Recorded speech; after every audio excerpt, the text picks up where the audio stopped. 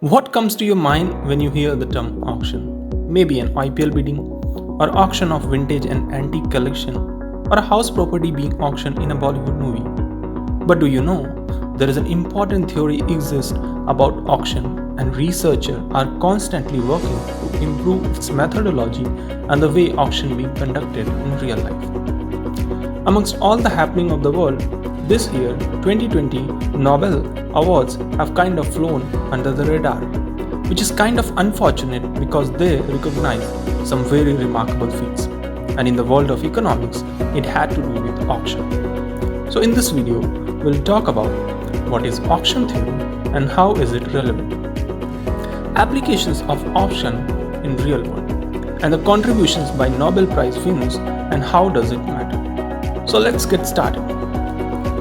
Auction theory is one of the most important systems to understand in economics because they act as an efficient way to build markets and correctly determine how we value items. We need to remember that economics is simply a study of how people interact with things of value. So with that in mind, this year's Nobel Prize in Economic Sciences was awarded to Stanford professors Paul Milgrom and Robert Wilson for their contribution in improvement to auction theory and inventions of new auction format which have benefited sellers, buyers and taxpayers around the world. Auctions are important to economists because they are the most widely used and also the most efficient mechanism to allocate scarce resources.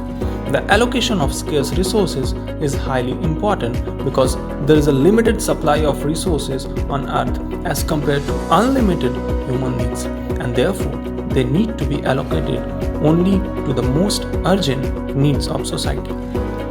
To be exact, auction theory deals with the various ways in which auctions can be designed to improve seller revenues, increase benefits to consumer, or at times achieve both the goals at the same time. So now you must be wondering, how is it relevant? Throughout history, countries have tried to allocate resources in one or the other ways.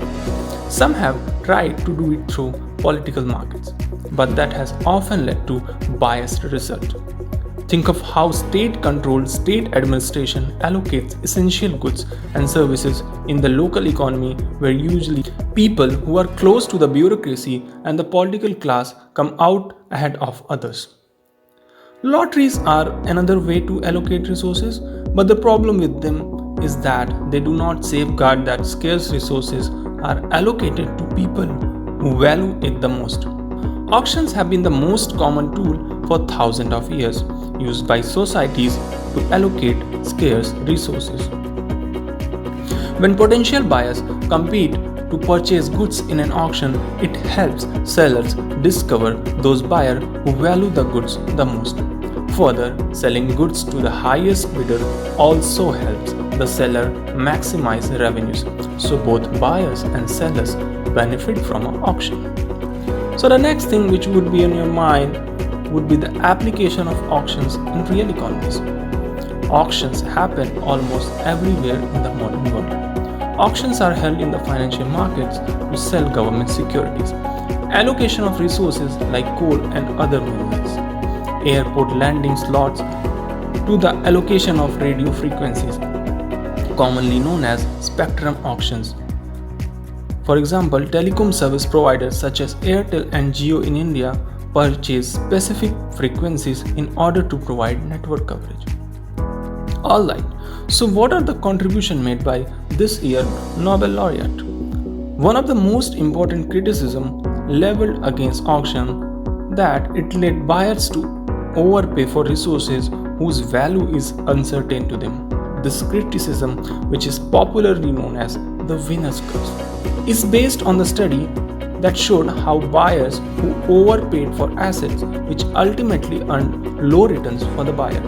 Rational bidders may decide to underpay for resources in order to avoid the winner's curse and argue that sellers can get better bids for their goods if they share more information about it with potential buyers. Adding further to the study, Professor Paul Milgrom argued that individual bidders may still submit vastly different bids due to their unique circumstances. However, these economists are most popular for their contribution towards devising new real-world auction formats. The most important contribution was to create auctions for various items and to design them so that not only the revenue for the seller maximizes but also the highest bidder does not go bankrupt. Lastly, how do these contributions matter?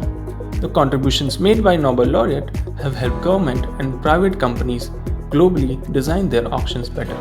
This has in turn helped in the better allocation of limited resources. The Nobel Prize is regarded by many as the highest honor one can receive for their academic contribution to the world. The modern auction formats are example of how basic research can generate inventions that benefit society and is value accretive. The best part is that it's the same set of people who develop the theory along with the practical application in the real world economy. The groundbreaking research about auctions has been of great benefit for buyers, sellers, and society as a whole. And before you click off the video just here, I want to say thank you so much for watching to the end of this video. You watching at this point proves that it provided some kind of value in some way or other. So be sure to hit that like button if you want to see more videos around the topics of business, economics, and latest updates. Then be sure to hit that subscribe button. Hope to see you very soon in the next video. Goodbye.